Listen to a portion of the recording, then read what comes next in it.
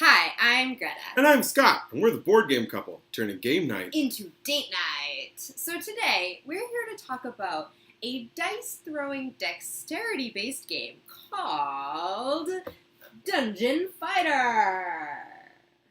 Dungeon Fighter is an awesome game in which you play adventurers who are maybe bragging a little too loudly in the pub one night when the other patrons get sick of it and decided to throw you in another dungeon to see if you really can do it. It's a kind of a silly premise, but this is kind of a silly game. It uses different random cards in order to randomize a dungeon level that you will go through in an effort to get to the end, fight the final boss, and earn your freedom.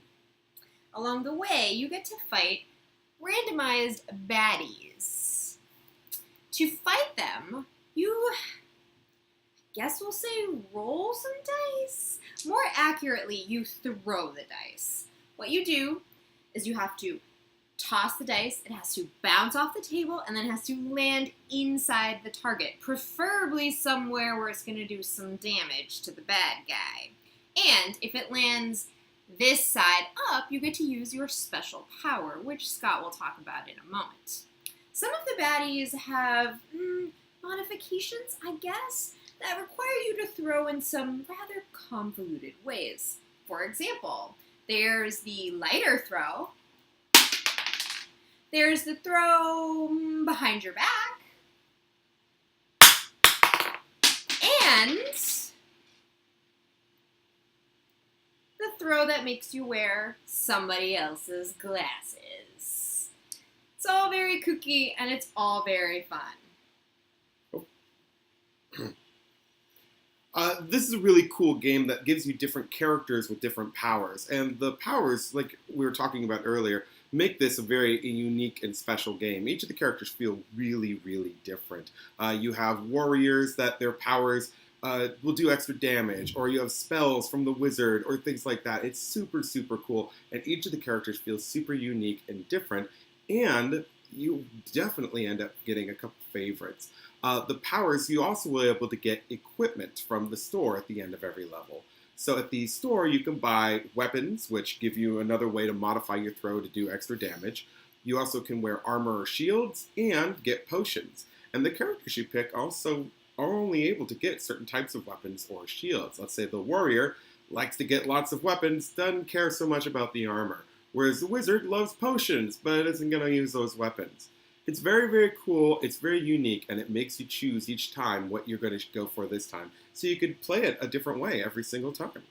One of the other cool things about this game is that there are 4 expansions. One for each of the different elements, although some people would argue there's actually a 5th element, but we won't get into that here. There's an air, earth, fire, and water expansion.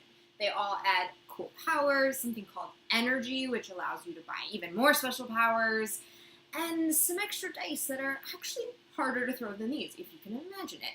So they're really fun. They add a lot to this game. They work well together. We play all the expansions and the base game together as one, and it's really fun. I will admit, though, if you get the air expansion, good luck. So, Scott, how do you like this game? I dig this game a lot. I've always, when we're introducing it to new people, I always say it's a game that's fun to watch your friends play, but it's always difficult when it's your turn. It's the type of game where you need to leave your inhibitions at the door and just go for it. Like I said, it's a very silly premise, and it wants to be a very silly game. And I think it's definitely a light game. It's a lot of fun. It's not light in terms of being easy. It's just light in terms of theme, because it's a lot of fun. It's very silly. The weapons, the monsters are all jokes, like Munchkin on standard D&D monsters and things like that. So there are a lot of jokes to get inside the game, but not getting them is not going to take away from your enjoyment of this game. It's a ton of fun. I agree. This is a party game. I don't normally like party games, but this is definitely a party game. You will laugh the entire time. You will have loads of fun. But it is really difficult. When Scott and I first started playing this game, it felt like it was impossible to win. Mostly because you have to do this weird thing where you throw a dice and it has to bounce and it has to land on the target, and it's really, really, really, really hard. However, stick with it, because over time you'll figure out how it works. But it means one thing. When we play together, we can usually succeed at least a little bit. When we start to introduce new people to the game, they suck. We sucked, you'll suck, and they suck. Which is okay because it's still fun and you don't have to win, and that's kind of not really the point of playing a game, right? But I mean, it kind of is. So, choose your teammates wisely and teach them how to throw a dice.